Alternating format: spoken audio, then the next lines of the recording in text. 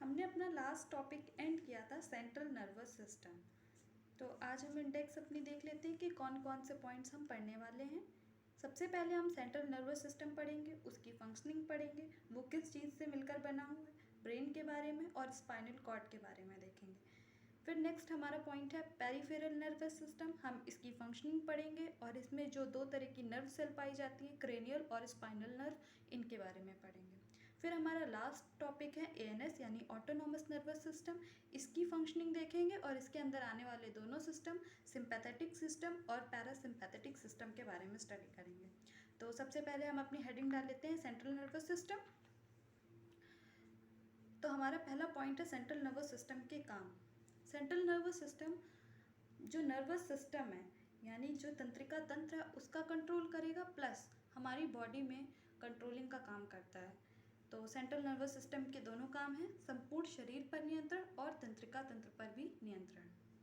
अब central nervous system के भाग के बारे में बात करें तो सेंट्रल नर्वस सिस्टम दो चीज़ों से मिलकर बना होता है। नंबर एक ब्रेन या मस्तिष्क और दूसरा मेरुरज्जु या स्पाइनल कॉर्ड।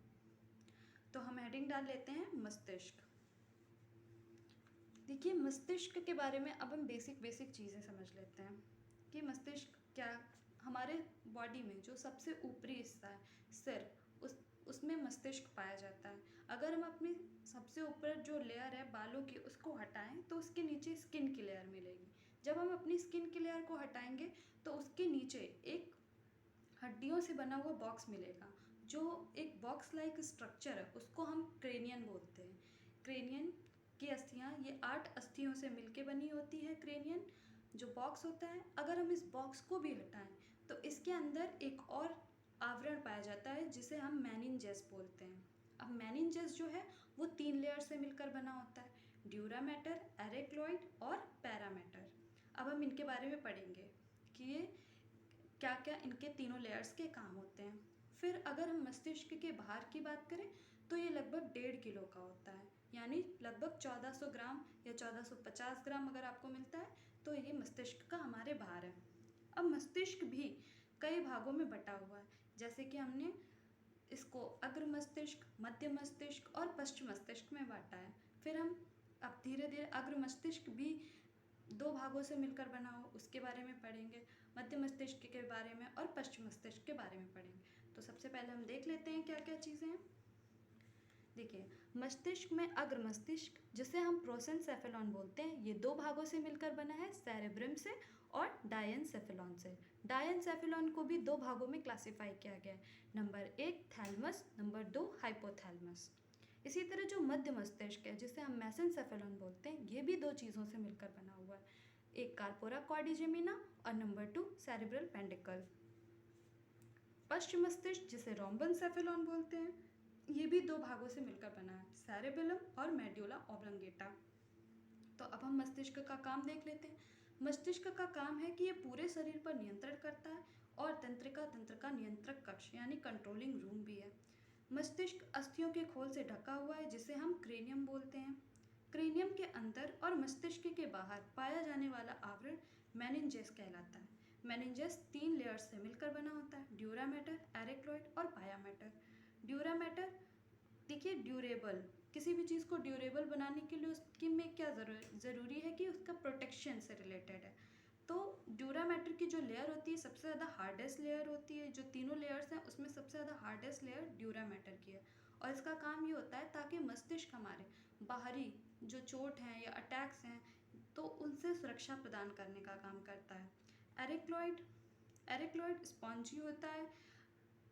फिर इसके नीचे पायामैटर की लेयर आती है। पायामैटर सॉफ्ट होता है और ये जो नर्व सेल होती हैं उनको पोषण प्रदान करने का काम करता है, ये ऑक्सीजन और भोजन का संवहन करता है।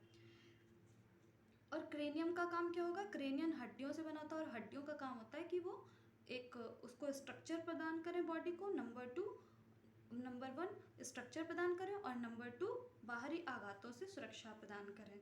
तो क्रेनियम का काम भी यही है कि बाहरी आघातों से सुरक्षा करता है। अब हम मस्तिष्क का भार पहले पढ़ चुके, 1400 ग्राम होता है लगभग। तो हमने मस्तिष्क के बारे में ये बेसिक डिटेल्स पढ़ ली। अब हम नेक्स्ट हेडिंग डालते हैं अग्र मस्तिष्क जिसे प्रोसेनसेफेलॉन कहते हैं। तो अग्र मस्तिष्क। अग्र मस्तिष्क को फोर ब्रेन भी बोलते हैं और ये जो मस्तिष्क के 3 भाग किए गए हैं, अग्र मस्तिष्क, मध्य मस्तिष्क और पश्च मस्तिष्क। उसमें जो सबसे ज़्यादा जिसका हिस्सा होता है, यानी लगभग 2/3 मस्तिष्क का हिस्सा अग्र मस्तिष्क से बना होता है। अग्र मस्तिष्क 2 भागों से मिलकर बनता है, सेरेब्रम से और डायनसेफेलॉन से मिलकर बना होता है। तो अब हम इसके पॉइंट्स देख लेते हैं। इसे फोर ब्रेन भी बोलते हैं। यह लगभग 2/3 भाग होता है और मस्तिष्क 2 भागों से मिलकर बना होता है, अग्र मस्तिष्क, सेरेब्रम से और डायनसेफेलॉन से। अब हम सेरेब्रम को देख लेते हैं। सेरेब्रम 2 गोलार्धों से निर्मित होता है, जिससे हम सेरेब्रल हेमिस्फीयर बोलते हैं। देखिए, जो हमारा मस्तिष्क होता है वो एक वॉलनट लाइक स्ट्रक्चर होता है, जैसा अखरोट दिखता है वैसा होता है कुछ सेरेब्रम का हिस्सा, कुछ ऐसा होता है हमारा मस्तिष्क। और ये जो एक हिस्सा है ये सेरेब्रल हेमिस्फीयर बनाता है। ये ऊपर से जो सेरेब्रल का हिस्सा होता है वो अलग अलग सा होता है और नीचे मिला हुआ होता है यहाँ पर। इसे कार्पस कैलोसम बोलते हैं। जो जहाँ पे ये नीचे का हिस्सा जहाँ से मिला हुआ है उसे कार्पस कैलोसम बोलते हैं। और ये जो हमारा सेरेब्रल हेमिस्फीयर है ये वॉलनट लाइक स्ट्रक्चर होता है, हाफ। तो हमने सबसे पहला पॉइंट देख लिया कि ये 2 गोलार्धों से मिलकर बना होता है जिन्हें सेरेब्रल हेमिस्फीयर कहते हैं। नंबर 2, प्रत्येक हेमिस्फीयर में 3 गहरी दरारें पाई जाती हैं, जिससे यह 4 भागों में बट जाता है। अब ये हमारा मान लीजिए ये सेरेब्रल का हिस्सा है, अगर इसमें 3 गहरी दरारें पाई जाएंगी तो ये 4 हिस्सों में बट गया। दोनों हेमिस्फीयर में इसी तरह से 3 गहरी दरारें पाई जाती हैं। जो इस साइड के हिस्से में जो चीज़ें पाई जाती हैं वही दूसरे साइड के हिस्से में पाई जाती हैं। लेकिन जो सेरेब्रल का राइट हिस्सा है वो हमारी बॉडी के लेफ्ट पार्ट को कंट्रोल करता है और सेरेब्रल का जो लेफ्ट हिस्सा है वो राइट को कंट्रोल करेगा, राइट हिस्सा है वो लेफ्ट बॉडी को कंट्रोल करता है। तो हम इसके चारों हिस्सों के बारे में पढ़ लेते हैं कि कौन कौन से हिस्से बनते हैं। Number 1 frontal, number 2 parietal, number 3 occipital और नंबर 4 टेम्पोरल। देखिए, जो पहला हिस्सा है फ्रंटल हमारी बॉडी में जितनी भी इंटेलिजेंस से रिलेटेड एक्टिविटीज़ होती हैं उन सभी का कंट्रोलिंग के सेंटर फ्रंटल है। जो भी चीज़ें हम याद रखते हैं, जो भी चीज़ें हम रिकॉल कर पा रहे हैं, जितनी भी हम डिसीज़न ले पा रहे हैं, जितनी हमारी सोचने समझने की शक्ति है, जितने हमारी तर्क करने की शक्ति है, वो सारी इन सभी यानी चेतना का एक तरीके से जो कॉन्शियसनेस है उसका नियंत्रण केंद्र फ्रंटल माना जाता है। ठीक। नंबर 2 पैराइटल जो है वो दर्द, दबाव, पीड़ा, इन सभी का जो नियंत्रण केंद्र है वो पैराइटल है। नंबर 3 ऑक्सीपिटल जो है वो हमारी आँखों नहीं दृश्य संवेदना से संबंधित जो दृश्य संवेदना है उसका नियंत्रण कक्ष ऑक्सीपिटल माना जाता है। और नंबर 4 टेम्पोरल शून्य से संबंधित जो नियंत्रण कक्ष केंद्र है वो टेम्पोरल से रिलेटेड है। तो इस तरह से सेरेब्रम के चारों भाग हैं और ये चारों किन किन चीज़ों को कंट्रोल करते हैं मस्तिष्क में वो हमने पढ़ लिया। फ्रंटल जो है वो हमारी कॉन्शियसनेस को, जो हमारी सोचने समझने याद करने की क्षमता है, अनुभव एक्सपीरियंस को हम किस तरह से फ्यूचर में यूज़ कर रहे हैं वो सारा नियंत्रण फ्रंटल में आएगा। पैराइटल में दर्द है, दबाव है, पीड़ा है, उस चीज़ को महसूस करने का केंद्र है। ऑक्सीपिटल देखने के दृश्य संवेदांग को नियंत्रण केंद्र। और टेम्पोरल जो है वो शून्य से संबंधित नियंत्रण केंद्र है। अब नेक्स्ट जो अग्र मस्तिष्क का भाग है वो है डायनसेफेलॉन के बारे में यहाँ पे एंडोक्राइन ग्लैंड्स पाई जाती हैं। लाइक जो आप में हमारी बॉडी का मास्टर ग्लैंड है पिट्यूटरी ग्लैंड, वो डायनसेफेलॉन के हिस्से में ही आती है। डायनसेफेलॉन में पिट्यूटरी ग्लैंड के अलावा पीनियल ग्लैंड का भी सेक्रेशन होता है। तो आइए हम डायनसेफेलॉन के बारे में कुछ इसकी वर्किंग देख लें। डायनसेफेलॉन में ग्रंथियों का स्राव होता है। कैसी ग्रंथियों का स्राव होगा? पिट्यूटरी ग्लैंड का होगा, पीनियल ग्लैंड का होगा। डायनसेफेलॉन 2 भागों से मिलकर बना होता है, नंबर 1 थैलमस और नंबर 2 हाइपोथैलमस। अब हम थैलमस और हाइपोथैलमस की वर्किंग के बारे में देख लेते हैं। थैलमस ये 2 गोलाकार संरचना होती है। दर्द, ठंडा, गर्म इन सभी चीज़ों की संवेदना का केंद्र है। आपको लग रहा होगा कि पैराइटल में भी यही चीज़ें हैं और थैलमस में भी यही चीज़ें हैं। तो मस्तिष्क के दो हिस्से भी किन्हीं एक चीज़ों पर काम कर सकते हैं, ऐसा ज़रूरी नहीं है। यहाँ पे आप ऑक्सीपिटल देख रहे हैं, जबकि आप मध्य मस्तिष्क में जो कार्पोरा क्वाड्रिजेमिना है उसमें भी आप देखेंगे कि वो भी दृश्य संबंधी संवेदनाओं का नियंत्रण केंद्र है। तो दो हिस्से मस्तिष्क के किसी एक काम को कर सकते हैं। तो जो पैराइटल में दर्द, ठंडा, गर्म, दर्द, पीड़ा, दबाव, ये सब चीज़ें महसूस करने का केंद्र है, उसी तरह थैलमस भी, ये भी दर्द, ठंडा, गर्म, इन सब चीज़ों की जो संवेदना होती है, सेंसेशन हम फील कर पा रहे हैं, वो थैलमस की वजह से। अब हम नेक्स्ट देखते हैं हाइपोथैलमस। हाइपोथैलमस पेपर के पर्सपेक्टिव से बहुत ज़्यादा इंपॉर्टेंट है। इससे बहुत सारे क्वेश्चंस आ जाते हैं कि पसीने की कंट्रोलिंग कौन करता है, तो पसीने की कंट्रोलिंग हाइपोथैलमस कर रहा है। आपकी जितने भी इमोशनल चीज़ें हैं कि किसी चीज़ से गुस्सा होना, किसी पर खुशी होना अचानक से, तो ये सारी जो इन चीज़ों का नियंत्रण केंद्र है वो हाइपोथैलमस है। तो आइए हम हाइपोथैलमस की कुछ काम देख लेते हैं। तो इसमें पहला काम है अंतःस्रावी ग्रंथियों से स्रावित हार्मोन्स का नियंत्रण करना। देखिए हाइपोथैलमस में ही पिट्यूटरी ग्लैंड पाई जाती है, और पिट्यूटरी ग्लैंड का काम क्या होता है कि वो जितनी भी एंडोक्राइन ग्लैंड्स होती हैं उन सभी को कंट्रोल करती है। तो अपने आप ही इसका पहला आंसर ये मिल गया हमको कि अगर पिट्यूटरी ग्लैंड वहाँ पे पाई जा रही है और पिट्यूटरी ग्लैंड का काम होता है कि वो एंडोक्राइन ग्लैंड्स के सेक्रेशन को कंट्रोल करती है, तो हाइपोथैलमस में तो ये काम आ ही जाएगा कि वो भी अंतःस्रावी ग्रंथियों से स्रावित हार्मोन्स का नियंत्रण करेगा। नंबर 2, पिट्यूटरी ग्लैंड से स्रावित हार्मोन्स का श्रावण यहीं पर होता है, यानी पिट्यूटरी ग्लैंड से जो भी सिक्रेशन निकलता है वो हाइपोथैलमस में ही होता है। नंबर 3, भूख, प्यास। भूख मतलब कब हमें भूख लगे, ये हमारी बॉडी को कैसे पता चलता है? हाइपोथैलमस से। कब हमें प्यास लगी, हमारी बॉडी को पानी की ज़रूरत है, 1 गिलास पानी सफिशिएंट है हमारी बॉडी के लिए, बस अब नहीं पानी पीना है, तो ये सारी चीज़ें, इन सभी चीज़ों का नियंत्रण केंद्र कहाँ है? हाइपोथैलमस में। इसके अलावा प्रेम, घृणा, खुशी, गुस्सा, इन सभी चीज़ों का नियंत्रण केंद्र भी हाइपोथैलमस है। इसके अतिरिक्त हमारी बॉडी में एक पर्टिकुलर टेम्परेचर मेंटेन है, तो इस टेम्परेचर को बनाए रखने के लिए जो ताप का नियंत्रण केंद्र है वो भी हाइपोथैलमस है। इसके अलावा जो सेक्सुअल डिज़ायर्स होती हैं वो भी उसके लिए भी रिस्पॉन्सिबल हाइपोथैलमस है। इसके अलावा वसा और कार्बोहाइड्रेट के उपापचय पर नियंत्रण रखता है। लाइक हमें हमारे शरीर को अब एनर्जी की रिक्वायरमेंट है तो मेटाबॉलिक एक्टिविटी करनी चाहिए, कब नहीं रिक्वायरमेंट है तो थोड़ी सी धीमी कर देनी चाहिए, कब रोक देनी चाहिए। तो उन सभी चीज़ों का नियंत्रण कौन करेगा? हाइपोथैलमस करेगा। नेक्स्ट, रक्तदाब, जल का उपापचय, पसीना यानी स्वेटिंग, इन सभी पर नियंत्रण करने का काम हाइपोथैलमस का ही होता है। तो आप इस वीडियो को पॉज करके इसकी जितनी भी मैंने वर्किंग बताई है उसको नोट कर लेंगे और याद कर लेंगे, क्योंकि ये पेपर की पर्सपेक्टिव से बहुत इंपॉर्टेंट है, और जिनमें चीज़ों में स्टार लगा हुआ उनको याद कर लीजिए। तो अब हमने अग्र मस्तिष्क में सेरेब्रम और डायनसेफेलॉन के बारे में पढ़ लिया। तो अब हम अपनी नेक्स्ट हेडिंग बना लेते हैं मध्य मस्तिष्क।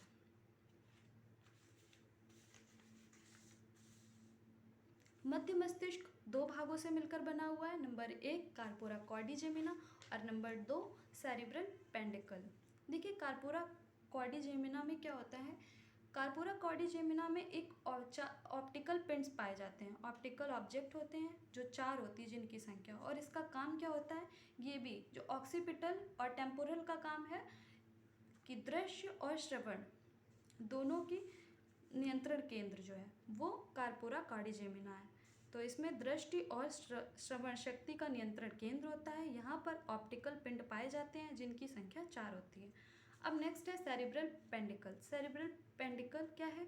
यह तंतुओं का बंडल होता है जो सेरिब्रल कॉर्टेक्स को मस्तिष्क के अन्य भागों से व मेरु रज्जु से जोड़ता है। हमारी बॉडी में मस्तिष्क को बहुत सारे भागों से जोड़ना होता है, तो उन भागों को जोड़ने के लिए एक फाइबर लाइक स्ट्रक्चर होता है, उसे सेरिब्रल कॉर्टेक्स बोलते हैं। और ये जो पूरा सिस्टम बन रहा है वो किसके थ्रू बन रहा है? सेरिब्रल पेंडिकल के थ्रू बन रहा है। ओके, तो अब हमारा नेक्स्ट जो पॉइंट है वो है पश्च मस्तिष्क या रोम्बेनसेफेलॉन। और रोम्बेनसेफेलॉन भी दो चीज़ों से मिलकर बना हुआ होता है, एक सेरिबेलम और नंबर 2 मेडुला ऑब्लंगेटा। तो आइए पश्च मस्तिष्क के बारे में देखें। पश्च मस्तिष्क को हम हेड ब्रेन भी बोलते हैं क्योंकि ये हमारे मतलब सिर के पिछले हिस्से में स्थित होता है। और पश्च मस्तिष्क दो भागों से मिलकर बना हुआ है, सेरिबेलम से और मेड्यूला ऑब्लिंगेटा से। सेरिबेलम के काम देख लेते हैं। देखिए, हम अपने जितने भी सारे काम कर रहे हैं हम उसे दो भागों में विभाजित कर सकते हैं। लाइक पहला, ऐच्छिक गतिविधियाँ जो हम अपनी इच्छा के अनुसार कर सकते हैं। जैसे कि हम इस हाथ की कलाई को घुमा रहे हैं, अब हम चाहते हैं रुक जाए तो रुक गई। उंगली को चला रहे हैं, मन हुआ तो चला रहे हैं, नहीं मन हुआ तो नहीं चला रहे। चलने का मन है तो चल रहे हैं, नहीं चलने का मन होगा तो रुक जाएंगे, बैठ जाएंगे। अपनी जितनी भी ऐच्छिक पेशियाँ हैं उनको हम अपनी इच्छा के अनुसार चला सकते हैं। नंबर 2, कुछ ऐसे काम हैं जो अनैच्छिक हैं, वो चल रहे हैं, उन पर आपका नियंत्रण नहीं है। जैसे आप सांस ले रहे हैं, सांस पर आपका नियंत्रण नहीं है। जैसे जो हार्ट है वो पंप कर रहा है, जैसे शरीर के अंदर एक टेम्परेचर मेंटेन बना हुआ है। तो इस तरह से कुछ काम जो है वो अनैच्छिक हैं। तो सेरिबेलम का काम होता है कि ऐच्छिक पेशियों के संकुचन पर नियंत्रण करता है। तो सेरिबेलम के द्वारा आप अपनी ऐच्छिक गतिविधियों पर नियंत्रण करते हैं। तो आइए हम, और सेरिबेलम का काम क्या होता है? सेरिबेलम का दूसरा काम है कि वो शरीर का संतुलन बना के रखता है। तीसरा काम ये है कि वो कान के आंतरिक भाग से संवेदनाओं को ग्रहण करने का काम करता है, यानी सुनने से रिलेटेड ये भी काम कर रहा है। तो सुनने से रिलेटेड हमारे 3 मस्तिष्क के भाग काम करते हैं। एक तो टेम्पोरल काम कर रहा है, दूसरा कार्पोरा क्वाड्रिजेमिना काम कर रहा है और तीसरा सेरेबेलम काम कर रहा है। तो आइए सेरेबेलम के काम देख लें। पहला, ऐच्छिक पेशियों के संकुचन पर नियंत्रण रखता है। दूसरा, शरीर का संतुलन बना के रखेगा। और तीसरा, आंतरिक कान से संवेदना को ग्रहण करता है। अब हमारा नेक्स्ट पॉइंट जो है वो मेड्यूला ऑब्लिंगेटा है। मेड्यूला ऑब्लिंगेटा भी पेपर के पर्सपेक्टिव से बहुत इंपॉर्टेंट है। मस्तिष्क के 2 भाग जो हैं वो पेपर के पर्सपेक्टिव से बहुत इंपॉर्टेंट है। एक है हाइपोथैलेमस और दूसरा है मेड्यूला ऑब्लिंगेटा। इन दोनों से हमेशा ज़्यादातर मस्तिष्क के क्वेश्चन इन्हीं से पूछ लिए जाते हैं। देखिए, आप ऐच्छिक पेशियों के संकुचन पर नियंत्रण रखता है, इसके एग्जाम्पल लिख लेंगे तो आपको याद रहेगा। जैसे इसका पेपर में एक बार एग्जाम्पल आया था कि साइकिल चलाना मस्तिष्क के किस भाग से कंट्रोल होगा। तो साइकिल चलाने जैसी जो गतिविधि है, या पेंसिल चलाना, पेंसिल से एक सीधी लाइन खींचना, ये सारी जो गतिविधियाँ हैं वो सेरिबेलम के कंट्रोल में आती हैं, जो कि पश्च मस्तिष्क का भाग है। ठीक है, अब हम नेक्स्ट पॉइंट डाल लें मेड्यूला ऑब्लिंगेटा। देखिए, मेड्यूला ऑब्लिंगेटा बहुत सारी चीज़ों पे कंट्रोल करता है। जैसे कि आहार नाल में क्रमाकुंचक गति होती है, ताकि जो हमारा भोजन है वो आराम से नीचे खिसक सके। तो उस पर नियंत्रण करने का काम भी यही कर रहा है। उस पर नियंत्रण करेगा तो वॉमिटिंग पे भी ये कंट्रोल करता है, उल्टी आना, मितली आना, तो इन सब चीज़ों पे कंट्रोल करेगा। मेटाबॉलिक एक्टिविटीज़ पे कंट्रोल करता है, हमारे रक्त दाब को कंट्रोल करने का काम करेगा, हृदय की धड़कन को कंट्रोल करने का काम करेगा। ये हृदय की धड़कन जो है, हृदय की धड़कनों का नियंत्रण का, ये एक बार एग्ज़ाम में पूछा जा चुका है, तो ये इम्पॉर्टेंट है, इसको आप याद कर लीजिए। तो ये कुछ ऐसे काम हैं जो मेड्यूला ऑब्लिंगेटा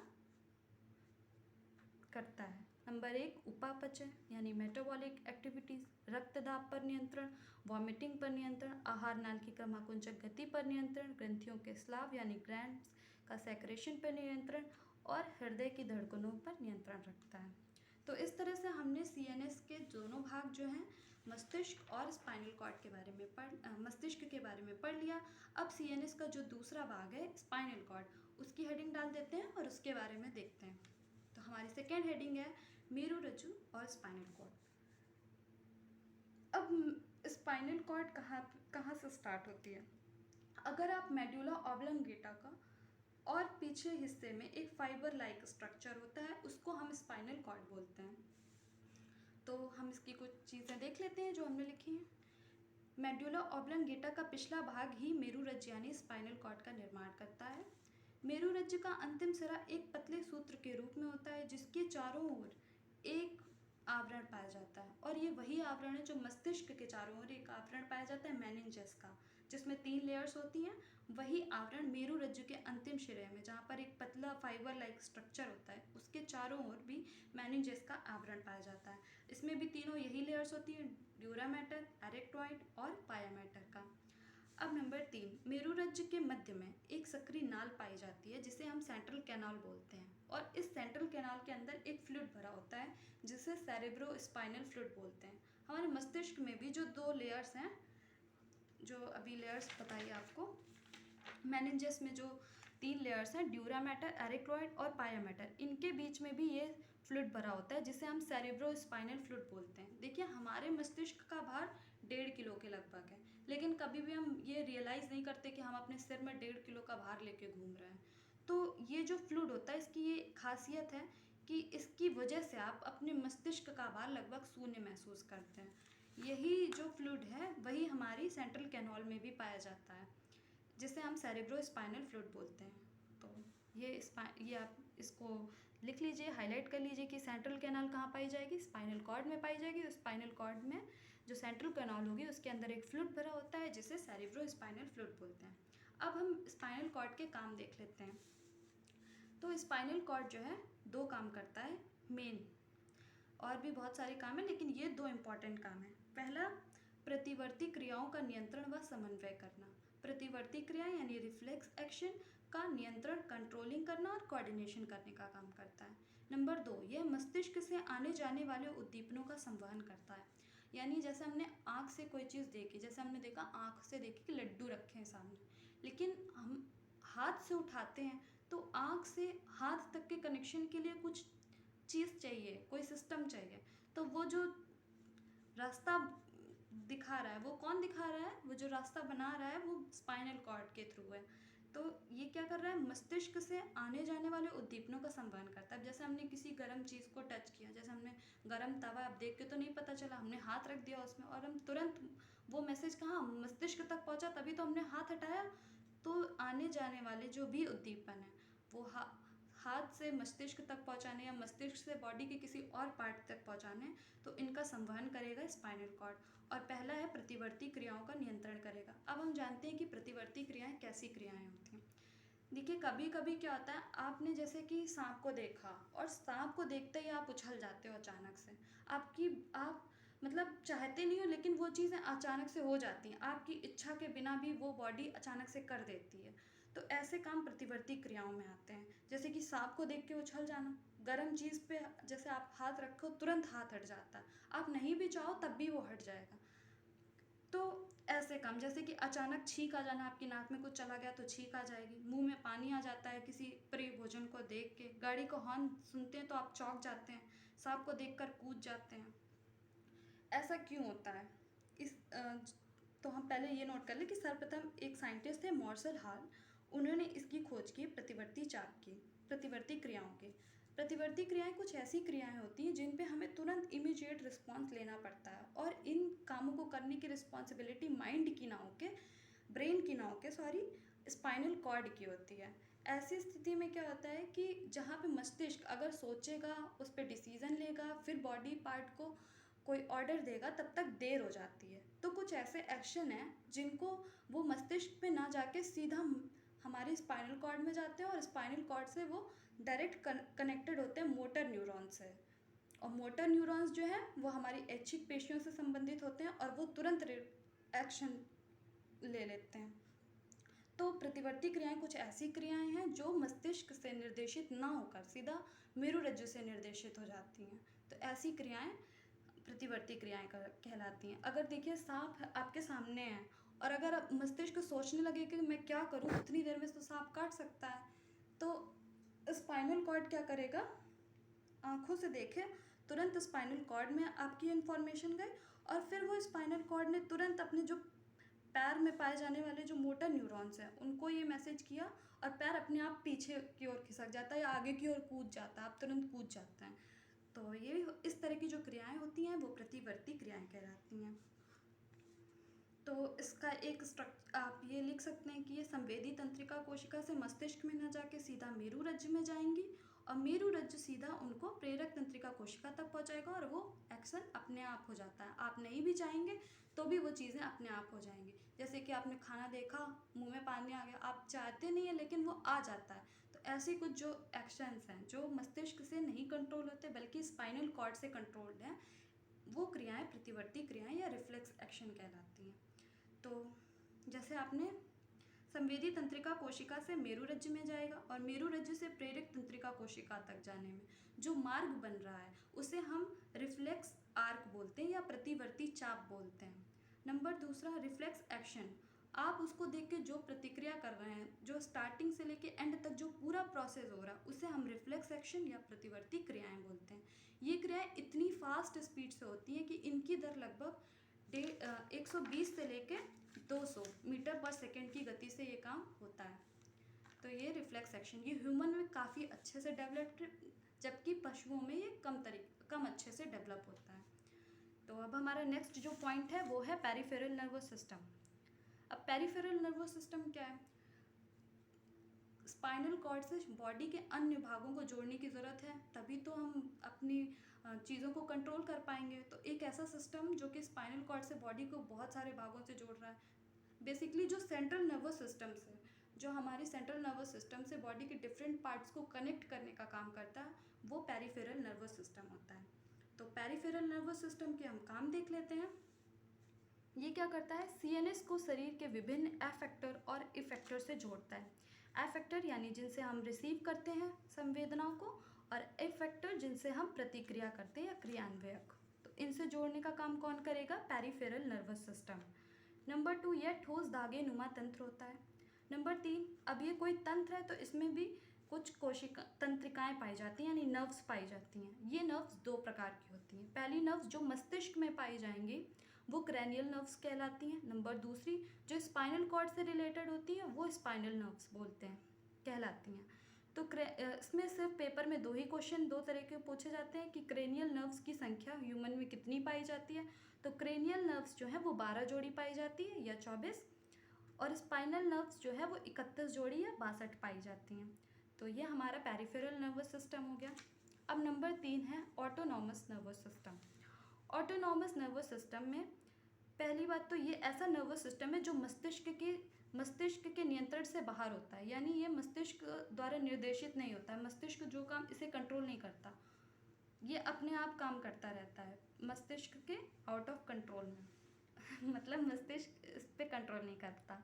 नंबर दूसरा ये है कि ये इसलिए है ताकि हमारी बॉडी की जो एक्टिविटीज़ हैं जो नॉर्मली चल रही हैं वो उनको रिदम प्रदान करने का काम करता है, कि वो आराम से काम करती रहें। इसीलिए तो ये इसलिए ज़रूरी है। तो ऑटोनॉमस नर्वस सिस्टम के बारे में हम देखें तो ये एक स्वनियंत्रित तंत्रिका तंत्र है, यानी सेल्फ कंट्रोल्ड नर्वस सिस्टम है। अब सेल्फ कंट्रोल्ड है इसीलिए हम इसे ऑटोनॉमस बोल रहे हैं। तो ये स्वनियंत्रित तंत्रिका तंत्र है, शरीर की आंतरिक क्रियाओं को रिदम प्रदान करता है जिससे शरीर के विभिन्न काम आसानी से चलते रहें या आराम से चलते रहें। नंबर 3, ये सेंट्रल नर्वस सिस्टम के चेतन नियंत्रण में नहीं रहता, अर्थात मस्तिष्क द्वारा निर्देश देकर इस तंत्र को हम नियंत्रित नहीं कर सकते। अब इस ऑटोनॉमस नर्वस सिस्टम में भी दो भाग होते हैं, एक है सिंपैथेटिक सिस्टम और नंबर दूसरा है पैरासिम्पैथेटिक सिस्टम।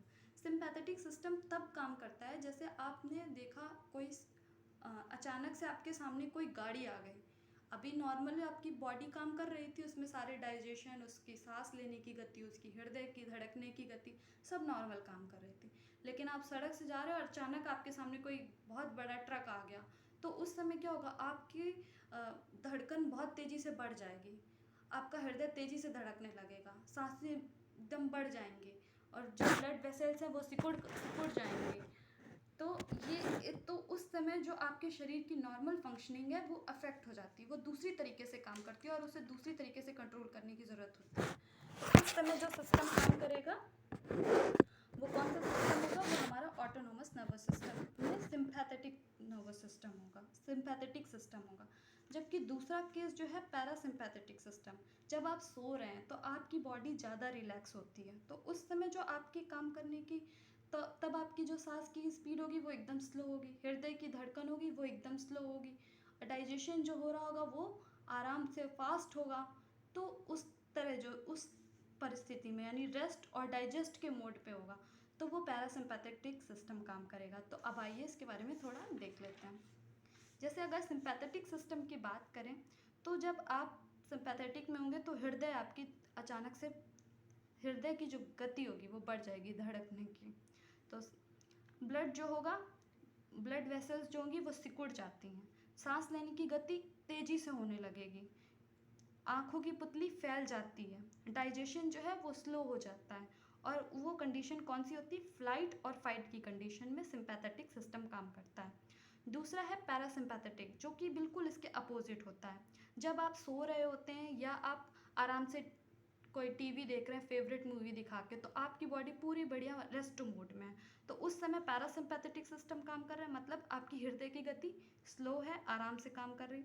ब्लड वेसल्स जो हैं वो फैल गई हैं, ब्लड आराम से फ्लो हो रहा है। सांस लेने की जो गति है वो धीमी है, आँखों की पुतली सिकुड़ी हुई है, और डाइजेशन फास्ट हो रहा है। तो डाइजेस्ट और रेस्ट मोड पे पैरासिम्पैथेटिक सिस्टम काम करेगा, जबकि फ्लाइट और फाइट मोड पर सिम्पैथेटिक सिस्टम काम करता है। तो इस तरह से हमने अपना सारा इंडेक्स ख़त्म कर लिया, और जो तीनों सिस्टम थे, एएनएस, सीएनएस और पीएनएस, तीनों चीज़ों को कंप्लीट कर लिया। So thank you everyone.